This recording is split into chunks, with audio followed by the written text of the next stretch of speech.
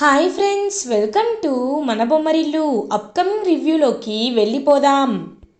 ఆనంద భైరవి రోహిత్ ప్రీతిని 4 రోజులు ఎటైనా ట్రిప్కి పంపించాలి అని డిసైడ్ అవుతారు. లీలావతి ప్రీతి ఉండగానే ప్రీతితో, చూడమ్మ ప్రీతి, నువ్వు రోహిత్ కలిసి 4 రోజులు ఎక్కడికైనా ట్రిప్కి వెళ్ళిరండి. అప్పుడైనా మేమిద్దరి మధ్యలో ఉన్న బాండింగ్ అనేది ఇంకా స్ట్రాంగ్ అవుతుంది అని చెప్పడంతో ప్రీతి చాలా హ్యాపీగా ఫీల్ అవుతుంది. అత్తయ్య గారు, ఎన్ని రోజులు మీరు నన్ను కోడలిగా యాక్సెప్ట్ చేస్తున్నారా లేదా అని కాస్త లోపల భయం ఉండేది. కానీ మీరు ఈ మాట అన్న తర్వాత నాకు ఆ భయం అంతా పోయింది. నిజంగా చాలా సంతోషంగా ఉంది అత్తయ్య గారు అని ఆశీర్వాదం తీసుకుంటుంది ప్రీతి. ఇంక ఇదంతా చూస్తూ కోపంతో జలస్తో రగిలిపోతూ ఉంటుంది అనన్య. ఇది ఇలా ఉండగా ఆఫ్టర్నూన్ అవుతుంది. దర్శన్ లంచ్కి ఇంటికి వస్తాడు. అమ్మా, ఆకలేస్తుంది, త్వరగా వడ్డిచ్చు అని అంటాడు. వెంటనే ఆనంద భైరవి ప్లేట్లో దర్శన్కి ఫేవరెట్ కర్రీస్ అన్ని వడ్డిస్తారు. ఇంకా తింటూ చాలా నచ్చుతుంది దర్శన్కి. వావ్ అమ్మా, ఇవాళ వంటలన్నీ అదిరిపోయాయి. ఇంతకీ ఎవరు చేశారు, నువ్వేనా అని అడుగుతారు దర్శన్. కాదు నాన్న, శరణ్య. నీకు ఇష్టమని తెలుసుకొని శరణ్య నీకోసం అన్ని వంటలు చేసింది అని చెప్పడంతో ఒక్కసారిగా ఇంకా ప్లేట్లో ఉన్న ఫుడ్ని వదిలేసి ఇంకా అలా చేకడుక్కుంటూ ఉంటాడు దర్శన్. ఏమైంది నాన్న దర్శన్ అని అడుగుతారు ఆనంద భైరవి. ఏం లేదమ్మా, కడుపు నిండిపోయింది అని అక్కడి నుండి వెళ్ళిపోతూ కోపంగా చూస్తూ ఇంకా మొత్తం క్లీన్ చేసేసుకుంటూ ఉంటాడనమాట దర్శన్. శరణ్యకి ఇంకా ఓపిక నశిస్తుంది. దర్శన్ దగ్గరికి వెళ్ళి, ఎందుకండి, నేను మీరు హాస్పిటల్ నుండి వచ్చినప్పటి నుండి చూస్తున్నాను, నేనంటేనే చిరాకు పడుతున్నారు, నేను ఏ పని చేస్తున్నా కోప్పడుతున్నారు. ఎందుకు ఎందుకు మీరు ఇంతలా ఇంతలా నా గురించి కోప్పడుతున్నారు, ఎందుకు చించుకుంటున్నారు చెప్పండి, ఏమైంది అని అడుగుతుంది. ఏయ్, ఏమీ తెలియనట్టు నాటకాలు ఆడద్దు. నాకు కోపం కట్టలు తెంచుకుంటుంది. అయినా నీకు కావాల్సిందేంటి, ఈ ఇంటి ఆస్తే కదా. ఒక్కసారి మా అమ్మ దగ్గరికి వెళ్ళి, అత్తయ్య గారు నాకు ఈ ఆస్తి కావాలి అని అడిగితే రాసిస్తుంది కదా, నీ కాళ్ళ దగ్గర పెట్టేస్తుంది కదా. అలాంటిది నువ్వు ఏమడిగదు, ఏం చేస్తున్నావు, ఈ ఇంట్లో చాప కింద నీరులా చేరి నా ప్రాణాలే తీయాలనుకుంటావా అని అంటాడు దర్శన్. ఒక్కసారిగా శరణ్య షాక్ అయిపోతుంది. ఏమండి, ఏం మాట్లాడుతున్నారండి, నేను నేను మీ ప్రాణాలు తీయాలనుకోవడం ఏంటి, నా తాళిని నేనే తీసుకోవాలనుకుంటానా, నా సౌభాగ్యాన్ని నేనే తీసేయాలనుకుంటానా, ఏం మాట్లాడుతున్నారు మీరు అని అంటుంది. ఏయ్, నోరు మొయ్, ఇంకా దబాయించాలని ప్రయత్నించొద్దు. ఆ రోజు నా కళ్ళతో నేను చూశాను, నా చెవులతో నేను విన్నాను. సమీరని చంపేశావు, నన్ను కూడా చంపడానికి ఒక రౌడీని పురమాయించావు. ఇంకా ఇంకా నాటకాలు ఆడద్దు. ఇంకొకసారి నాకు దగ్గర అవ్వాలని ప్రయత్నిస్తే చంపేస్తా అని అక్కడి నుండి వెళ్ళిపోతాడు దర్శన్. ఒక్కసారిగా కుప్పకూలిపోతుంది శరణ్య. ఇది ఇలా ఉండగా ఈవినింగ్ అవుతుంది. అనన్య కాంచన అటు ఇటు తిరుగుతూ ఆలోచిస్తూ ఉంటారు. అమ్మి, ఏంటి అలా ఉండిపోయావు, నీకొక విషయం తెలుసా, ఇప్పుడు అల్లుడు గారిని ఆ ప్రీతిని హనీమూన్కి పంపిస్తున్నారు. రేపొద్దున్న ఆ ప్రీతి ప్రెగ్నెంట్ అయి తిరిగి వచ్చిందనుకో, ఈ ఇంటికి మొదటిగా ఒక వారసుడు పుట్టుండాడనుకో, ఇంక నీ జీవితం బస్టాండ్ అయిపోయినట్టే. ఇప్పుడైనా ఈ ఇల్లుంది, తర్వాత ఈ ఇల్లు కూడా ఉండదమ్మి. చిప్ప పట్టుకొని అడుక్కు తినాల్సిందే. కాబట్టి వాళ్ళు వెళ్లకుండా మనం ఏదో ఒకలా ఆపాలంటే ఏం చేయాలి, నాకొక ఐడియా, అల్లుడి గారి నడుము విరగ్గొట్టేద్దామా అని అంటుంది కాంచన. అమ్మ, ప్రతిసారి యుద్ధమే కాదు, అప్పుడప్పుడు తెలివి కూడా ఆలోచించాలమ్మా, అదే రాజనీతి అని అంటుంది అనన్య. నువ్వు చెప్పింది నాకేమీ అర్థం కాలేదు అని అంటుంది. చూడమ్మా, ఆ ప్రీతి నడుము విరగ్గొట్టడం, ఆయన నడుము విరగ్గొట్టడం, ఆ ఆనంద భైరవి నడుము విరగ్గొట్టడం, ఇవన్నీ ఓల్డ్ రొటీన్. కానీ వాళ్ళిద్దరూ ఆగిపోవాలంటే, ట్రిప్కి వెళ్లకుండా ఉండిపోవాలంటే మన దగ్గర ఉన్న బ్రహ్మాస్త్రం ఆ శరణ్యని కొంచెం ప్రెషర్ పెట్టామనుకో, అదే వాళ్ళిద్దరిని వెళ్లకుండా ఆపేస్తుంది. మన చేతికి మట్టంటదు. బోనస్గా దాన్ని పిచ్చే తిట్లు తిడతారు. అదే కదా మనకు కావాల్సింది అని ఇంకా అనన్య శరణ్య దగ్గరికి వెళ్తుంది. అక్క ఎలా ఉన్నావు, పాలు తాగుతావా అని అడుగుతుంది. వద్దు కానీ అని ఏడుస్తూ ఉంటుంది. ఏమైంది, ఎందుకక్క ఏడుస్తున్నావు అని అడుగుతుంది శరణ్య. నీకు తెలీదా, రేపు ఆయన ఆ ప్రీతి కలిసి హనీమూన్కి వెళ్తున్నారంట. ఒక్కసారి హనీమూన్కి వెళ్తే నా జీవితం ఏమైపోవాలి, ఏమైపోవాలి, నేనేం చేయాలి అని ఏడుస్తున్నట్టు నటిస్తూ ఉంటుంది అనన్య. అయ్యో నాకు ఈ విషయం తెలీదక్క. అక్క నువ్వేమీ కంగారు పడద్దు, నీ విషయాన్ని నేనే ఎలా అయినా ఇంట్లో వాళ్ళతో చెప్తానక్క, ఖచ్చితంగా చెప్తాను, సరేనా అని కన్నీళ్లు తుడుస్తుంది. అదే కదా నాకు కావాల్సింది అని అనుకుంటుంది అనన్య. ఇది ఇలా ఉండగా రోహిత్ దగ్గరికి ప్రీతి వస్తుంది. ఇంకా ప్రీతి వైపు చూస్తూ ఉంటాడు రోహిత్. ఏవండి, నిజంగా మీరు నన్ను క్షమించినందుకు, నన్ను భార్యగా ఒప్పుకున్నందుకు నేను ఎంత సంతోషపడుతున్నానో కేవలం నాకు మాత్రమే తెలుసు. ఇంకా మన మధ్యలో ఎవరు ఉండకూడదు అని రోహిత్ని హక్ చేసుకుంటుంది ప్రీతి.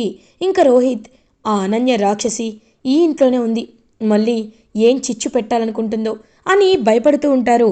ఏమైందండి, ఏం ఆలోచిస్తున్నారు అని అడుగుతుంది. ఏమీ లేదు అని అంటారు రోహిత్. ఇది ఇలా ఉండగా మార్నింగ్ అవుతుంది. శరణ్య ఆనంద భైరవి దగ్గరికి వస్తుంది. అత్తయ్య గారు, మీకు ఒక విషయం చెప్పాలండి, మీరు నాకు మాట ఇవ్వండి, మీరు నేను చెప్పింది చేస్తారా అని అడుగుతుంది. అదేంటి, ఏంటి శరణ్య, నువ్వు నన్ను అలా అడుగుతున్నావేంటి, చెప్పమ్మా, నువ్వు ఏం అడిగినా నేను చేస్తాను అని అంటారు. లేదు, నాకు మాట ఇవ్వండి అత్తయ్య గారు అని అంటుంది. చెప్పమ్మా ఏంటి అని మాటిస్తారు ఆనందభైరవి. ప్రీతి అక్క, రోహిత్ బావగారు హనీమూన్కి వెళ్తున్నారు కదా, వాళ్ళు వెళ్ళకూడదు అత్తయ్య గారు అని అంటుంది. ఒక్కసారిగా షాక్ అయిపోతుంది ఆనందభైరవి. చూడు శరణ్య, నిన్ను నేను కొద్ది రోజులుగా గమనిస్తున్నాను, నువ్వు చాలా ధ్యాసలో ఉంటున్నావు. అసలు ఏం జరుగుతుందో నాకు అర్థం కావట్లేదు. నీ మనసులో ఏదో బాధ ఉంది. అనన్య మళ్ళీ నీకేదైనా కట్టు కథలు పిట్ట కథలు చెప్పిందా అని అడుగుతారు. అత్తయ్య, నేను చెప్పేది వినండి అత్తయ్య అంటే అది అని అనేలోపు ఆనందభైరవి శరణ్య చేయి తీసి తన తలపై పెట్టుకుంటుంది. నాపై ఒట్టేసి చెప్పు, నిజం చెప్పు, ఆ అనన్య మళ్ళీ నీతో ఏం మాట్లాడింది, ఎందుకు ఇలా అంటున్నావు, దాని పనులని నువ్వెందుకు చేస్తున్నావు, దాన్ని కొడుతుంటే నువ్వెందుకు అడ్డుపడ్డావు, ఇది కేవలం అక్క అనే ప్రేమ మాత్రమేనా, లేకపోతే ఇంకేమైనా ఉందా అని అడిగేసరికి ఇంకా అలా ఏడుస్తూ ఉంటుంది శరణ్య. అత్తయ్య, మీకు ఈ విషయాన్ని ఇంత బాధపడుతూ చెప్తానని నేను అస్సలు అనుకోలేదు అత్తయ్య. మీకు చెప్పమంటారా, అక్క, అనన్య అక్క ప్రెగ్నెంట్ అత్తయ్య. తను ప్రెగ్నెంట్. ఇప్పుడు తన కడుపులో ఈ ఇంటి వారసుడు పెరుగుతున్నాడు. ఇలాంటి సమయంలో రోహిత్ బావగారి మొదటి భార్య వచ్చి ఇలా మీరు తన్ని హనీమూన్కి పంపిస్తే అక్కకి ఎలా ఉంటుంది, ఇప్పుడు తను సంతోషంగా ఉండాలి, అలాంటిది పనులు చేస్తూ ఉంటే ఎలా. నేను మన ఫ్యామిలీ డాక్టర్ దగ్గరికి కూడా తీసుకువెళ్ళాను అత్తయ్య. తీసుకువెళ్తే వాళ్ళు బేబీ కాస్త వీక్గా ఉంది అని చెప్పారు అత్తయ్య అని చెప్పి జరిగిందంతా చెప్తుంది శరణ్య. ఒక్కసారిగా ఆనందభైరవి షాక్ అయిపోతుంది. ఏంటి, అది ప్రెగ్నెంట్గా ఉందా, చెప్తాను రా నీకు అని చెప్పి ఇంకా వెంటనే అలా చేయి పట్టుకొని తీసుకువెళ్తుంది అనన్య దగ్గరికి ఆనందభైరవి శరణ్యని. ఆనందభైరవి రాదేమోననుకొని చాలా కూల్గా రిలాక్స్ అవుతూ ఉంటుంది అనన్య. ఒక్కసారిగా తలుపులు ఓపెన్ చేసేసరికి గడగడ వణికిపోతూ ఉంటారు అనన్య అండ్ కాంచన. ఇంక వెంటనే అనన్య చేయి పట్టుకొని బరబరా లాక్కు వెళ్తూ ఉంటుంది ఆనందభైరవి. వదలండి, నన్ను వదలండి అని అంటుంది. ఏయ్, నోరు మూసుకొని నా వెనకాలరా, లేకపోతే చంపేస్తా అని ఇంకా మెడ పట్టుకొని గట్టిగా కారులో తోసి హాస్పిటల్కి తీసుకువెళ్తారు ఆనందభైరవి. అనన్య గడగడ వణికిపోతూ ఉంటుంది. అత్తయ్య గారు అని అంటుంది శరణ్య. నువ్వాగు శరణ్య, ఇది ప్రెగ్నెంటా, ఇది ప్రెగ్నెంట్ కదా, చెప్తాను, ఇప్పుడే చెప్తానని చెప్పి ఇంకా వెంటనే అలా బయలుదేరుతుందనమాట ఆనందభైరవి. ఇంక తనకు తెలిసిన ఇంకొక డాక్టర్ దగ్గరికి తీసుకువెళ్తుంది. డాక్టర్, తను ప్రెగ్నెంట్ అంట, ఒకసారి చెక్ చేయండి అని అంటారు.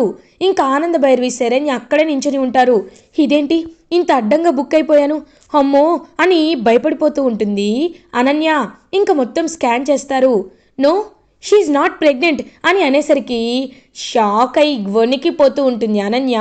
శరణ్య ఇంత మోసం చేస్తుందా అని చెప్పి చూస్తూ ఉంటుంది. ఇప్పటికైనా అర్థమైందా తను ఎలాంటిదో, ఏం చేస్తుందో, ఇప్పటికైనా తెలుసుకున్నావా? చూడు శరణ్య, నీలాంటి మంచి వాళ్ళు ఉండే వరకు ఇదిగో దీనిలాంటి వాళ్ళు ఏదో ఒక అడ్డు పెట్టుకొని ఇలా మాట్లాడుతూ మన మన దాన్ని తింటూనే ఉంటారు. కాబట్టి ఇప్పుడు చెప్తున్నాను విను. దీనికి ఎలాంటి శిక్ష వేస్తావో నీ ఇష్టం. ఇప్పటికీ నువ్వు మారకపోతే అసలు నువ్వు మనిషివే కాదు అని అంటారు ఆనందభైరవి. వెంటనే శరణ్య అనన్య దగ్గరికి వస్తుంది. శరణ్య అది అని చెప్పేలోపు శరణ్య అనన్య చెంప పగల కొడుతుంది. ఛీ అక్క, నువ్వు నా అక్కవనుకున్నాను, నాకు మోసం చేయవనుకున్నాను, కానీ నువ్వు ఎన్నోసార్లు నా ప్రాణాలే తీయాలనుకున్నావు. ఇప్పుడు ప్రెగ్నెన్సీ నాటకం ఆడి నాతో నాతో అన్ని పనులు చేయించుకోవాలనుకున్నావు. మళ్ళీ ఇంటిని నాశనం చేయాలనుకున్నావు. నువ్వు మనిషిగా పుట్టాల్సిన దానివి కాదే, ఒక మృగంగా పుట్టాల్సిన దానివి. ఇప్పటి నుండి చెప్తున్నాను, నా దృష్టిలో ఉన్నది నాకు ఒకే ఒక్క అక్క. ఆ అక్క పేరు ప్రీతి. నువ్వు నా దృష్టిలో చచ్చినట్టే. ఛ అని శరణ్య అక్కడి నుండి వెళ్ళిపోతూ ఉంటుంది. అప్పుడే ఆనందభైరవి, ఏంటి గడగడ వణికిపోతున్నావు? ఇప్పటికైనా అర్థమైందా? నా కోడలు శాంతంగా కనిపించే శాంత స్వభావినే, కానీ ఒక్కసారి నిజం తెలిస్తే అపరకాలి. చూసావు కదా ఇప్పుడు. ఇంక నీ పిచ్చి నాటకాలకి తెరకట్టి మర్యాదగా ఇంటి నుండి బయటికి పో, లేకపోతే ఎప్పుడు పోతావో నీకే తెలీదు అని వార్నింగ్ ఇస్తారు ఆనందభైరవి. ఇంకా ఏమీ చేయలేక నిజం బయటపడిపోయినందుకు ఇరిటేటింగ్గా ఫీల్ అవుతుంది అనన్య.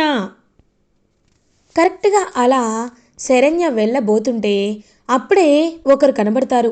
వెంటనే వెనక్కి తిరిగి చూస్తుంది శరణ్య. ఏమైందమ్మా శరణ్య అని అడుగుతారు ఆనందభైరవి. అత్తయ్య గారు అని వేలు చూపిస్తుంది.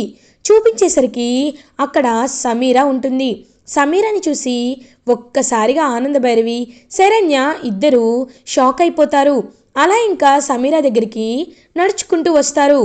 ఇలా చూస్తూ ఉండిపోతారు. అప్పుడే నర్స్ అక్కడికి వచ్చి, మీరు ఈ పేషెంట్ తరపా అని అడుగుతారు. అంటే అని చెప్పేలోపు ఈవిడ్ని పోలీస్ తీసుకొచ్చి జాయిన్ చేశారు. అప్పటి నుండి ఈవిడ కోసం ఎవరూ రాలేదు. అందుకే మేము అడగడానికి ఫిక్స్ అయ్యాం. చెప్పండి, ఈవిడ మీ తరపా అని అడుగుతారు. అసలు ఈవిడికి ఏమైంది అంటే లోయలో పడిపోయింది. అప్పుడే తలకి బలమైన గాయం తగిలింది కాబట్టి తనకి కోమాలోకి వెళ్ళిపోయింది. గుర్తు వస్తుందో గుర్తు రాదో కూడా మాకు తెలీదు అని నర్స్ చెప్పడంతో ఇంకలా షాక్లో ఉండిపోతారు శరణ్య అండ్ ఆనందభైరవి. ఇంక శరణ్య తను ఎలా అయినా స్పృహలోకి రావాలి అని అంటుంది. ఒక్కసారిగా ఆనందభైరవి షాక్ అయిపోతారు. ఎందుకు అని అడుగుతారు. ఎందుకంటే ఆయన నన్ను అపార్థం చేసుకుంటున్నారు అత్తయ్య అని చెప్పడంతో ఒక్కసారిగా షాక్ అయిపోతారు ఆనందభైరవి. ఏంటి, దర్శన్ నిన్ను అపార్థం చేసుకుంటున్నాడా? లేదు, అలా జరగకూడదు. ఖచ్చితంగా మీ సమస్యకి నేను పరిష్కారాన్ని చూపిస్తాను అని ఇంకలా ఆనందభైరవి శరణ్య ఇద్దరూ ఇంటికి రీచ్ అవుతారు. ఇటువైపు రోహిత్ అండ్ ప్రీతి వాళ్ళైతే హనీమూన్కి వెళ్ళడానికి బయలుదేరుతూ ఉంటే క్షేమంగా వెళ్ళి క్షేమంగా రండి అని చెప్పి హ్యాపీగా ఇంకా పంపిస్తారు ఆనందభైరవి లీలావతి ఫ్యామిలీ రోహిత్ అండ్ ప్రీతిని హనీమూన్కి. ఇంకా దర్శన్ అలా కూర్చొని ఆలోచిస్తూ ఉంటే అప్పుడే ఆనందభైరవి దర్శన్ దగ్గరికి వస్తుంది. నాన్న దర్శన్, నువ్వు శరణ్యని అపార్థం చేసుకున్నావని విన్నాను, కానీ నువ్వు నమ్మేదేది నిజం కాదు అని అంటారు. అమ్మా, నీకు ఈ రాక్షసి ఏం చెప్పిందో నాకు తెలీదు, కానీ ఒకటి మాత్రం నిజం. తను చేసేదంట నాటకాలమ్మా. తను కావాలనే ఇలా మాట్లాడుతూ ఉంటుంది.